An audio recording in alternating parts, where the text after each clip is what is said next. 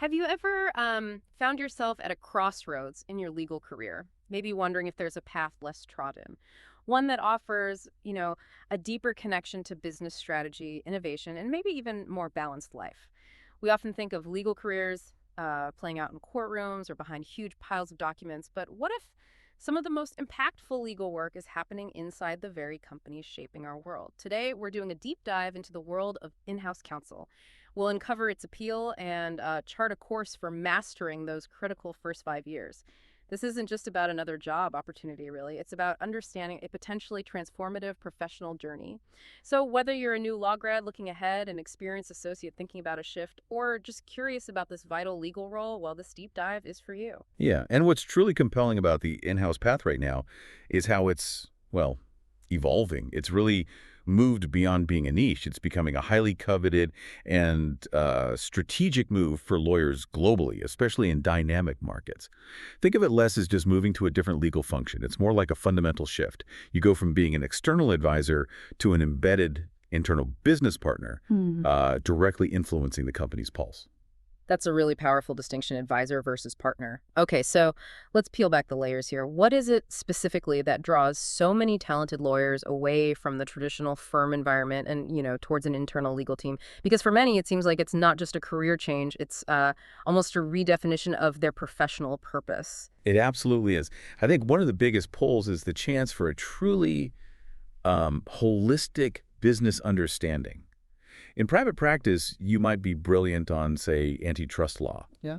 But your view of a client's business is often, well, confined to that specific issue, right? As in-house counsel, you become more like the resident physician for the whole corporate body. Yeah. You get to understand the interplay of every system, R&D, sales, finance, HR, seeing how legal decisions echo across the entire operation. It's not just knowing what the law says, but understanding why the business needs that advice and how it translates into, tangible operational decisions, often invisible ones. That perspective shift sounds incredibly invigorating. It's like moving from repairing individual parts to actually designing the engine itself. And Exactly. if you're designing, you're not just reacting all the time, right? Precisely. This wider view enables a fundamental shift towards proactive lawyering. So instead of just fighting disputes after they arise, you're building the legal infrastructure that prevents fires from even starting. It's about risk mitigation, yes, but more deeply, it's about designing robust compliance frameworks that are genuinely embedded in the company's culture. The real insight here isn't just understanding the business. It's recognizing that your value often lies in finding legally sound ways to say yes to a business goal, rather than just identifying roadblocks. It's a definite shift from pure risk aversion to, let's say, calculated risk enablement. Finding ways to say yes, that's a huge thing for a business, isn't it? Turning legal from a potential bottleneck into an enabler. And let's be honest, for many lawyers, another huge factor is, well, the potential for a more predictable work-life balance. It's a significant draw, definitely. But is it, a myth or a reality for in-house roles? It's more of a nuanced reality. While in-house roles are certainly demanding and deadlines can be intense, absolutely, they generally offer more consistent hours compared to the unpredictable, relentless pressure of billable targets in a firm.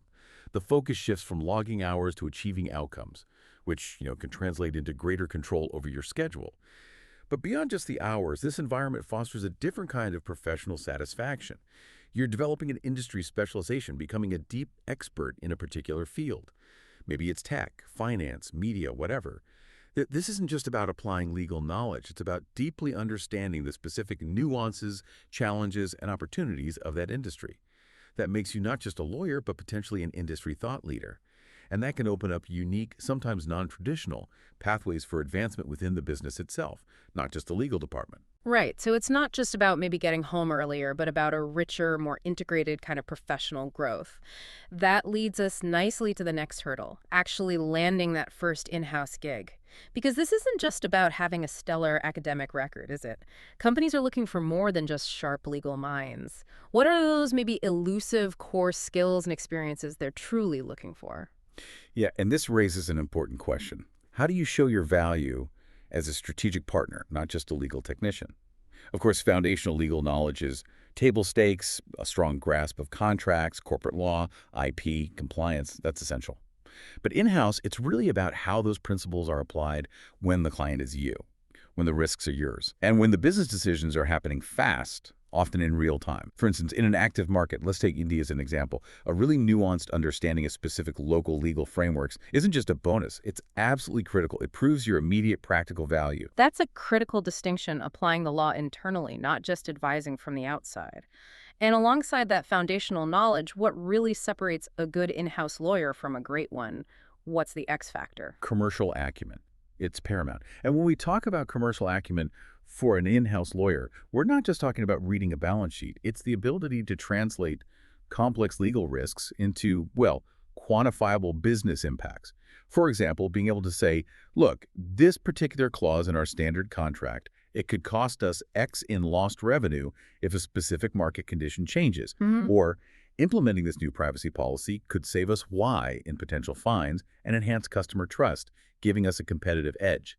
You're making legal advice directly relevant to the P&L. You're integrating it into the core business strategy. That's a really tangible way to demonstrate value right there. Very clear. And then there's communication. I imagine that takes on a completely different flavor when your clients are your colleagues from sales, engineering, marketing, people who often speak a very different language than lawyers do. Oh, absolutely.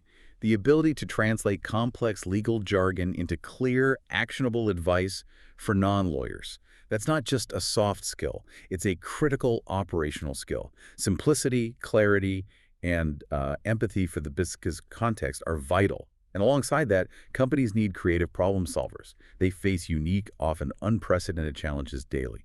They want someone who can think outside the box to find legal solutions that also make good business sense, not just deliver a standard legal opinion. So being a translator and an innovator, got it. But given that many talented lawyers have these skills, how do you really stand out? Stand out from the crowd when you're aiming for that first in-house position? What's the secret sauce? Well, it's about demonstrating your unique potential as a future strategic asset, not just a current legal expert.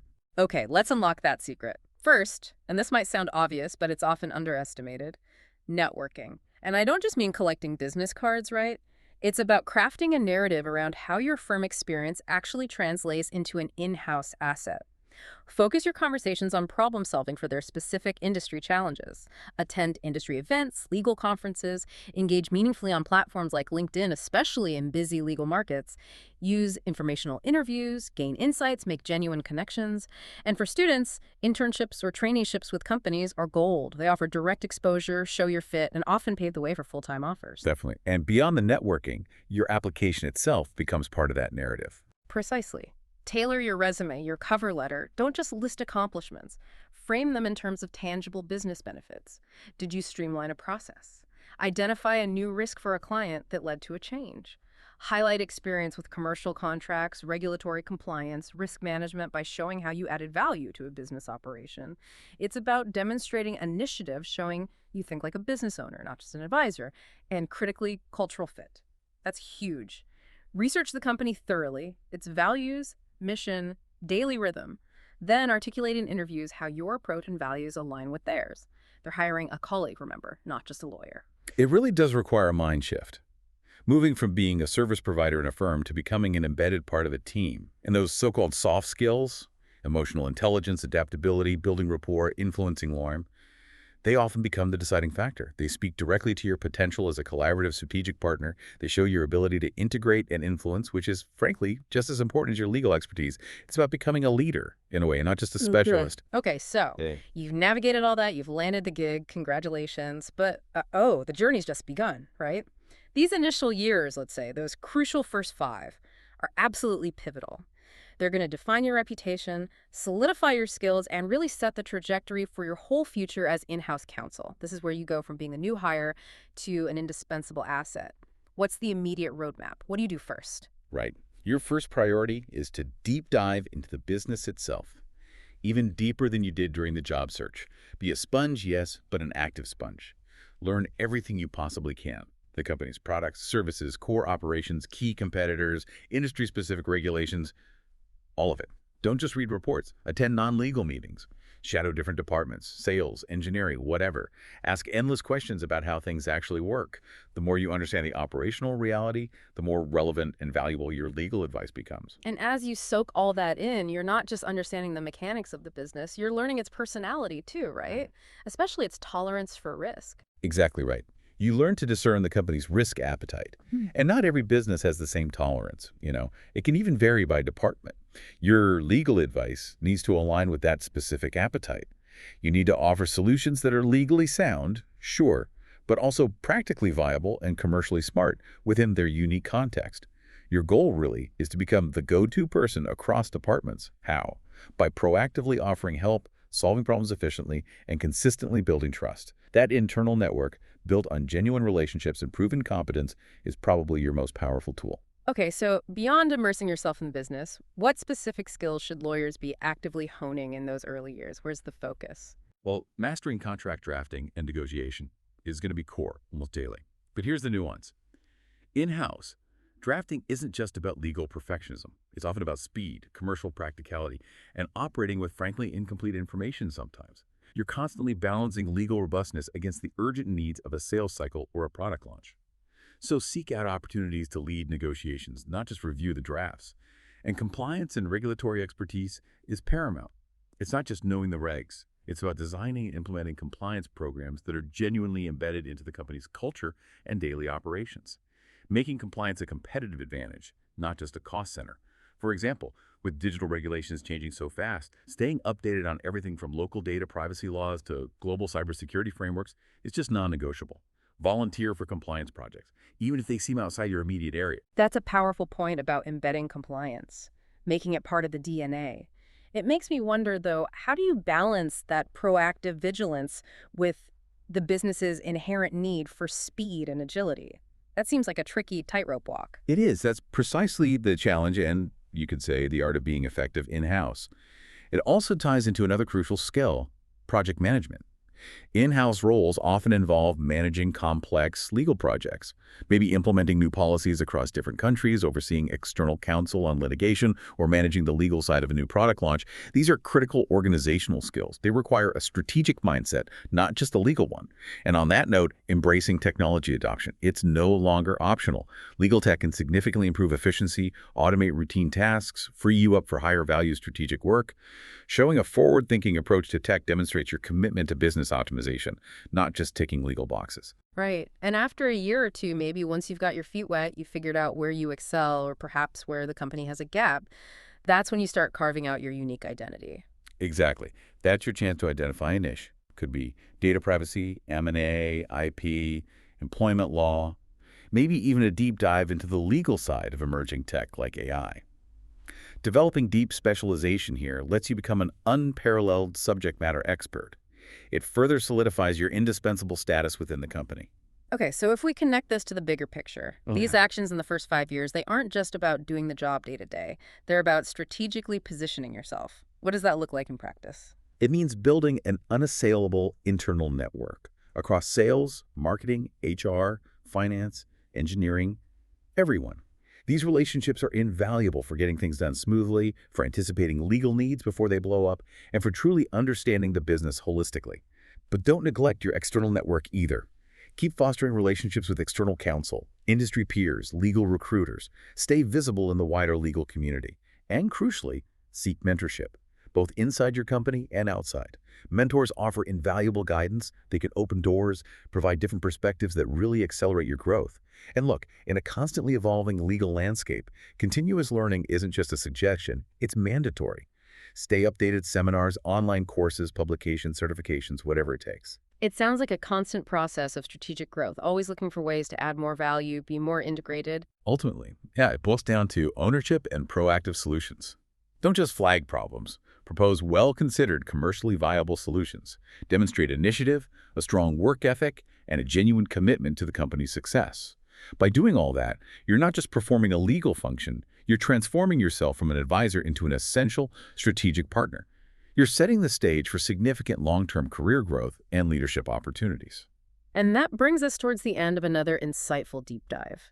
It's clear the journey of starting and growing an in-house counsel career is, well, dynamic and incredibly rewarding.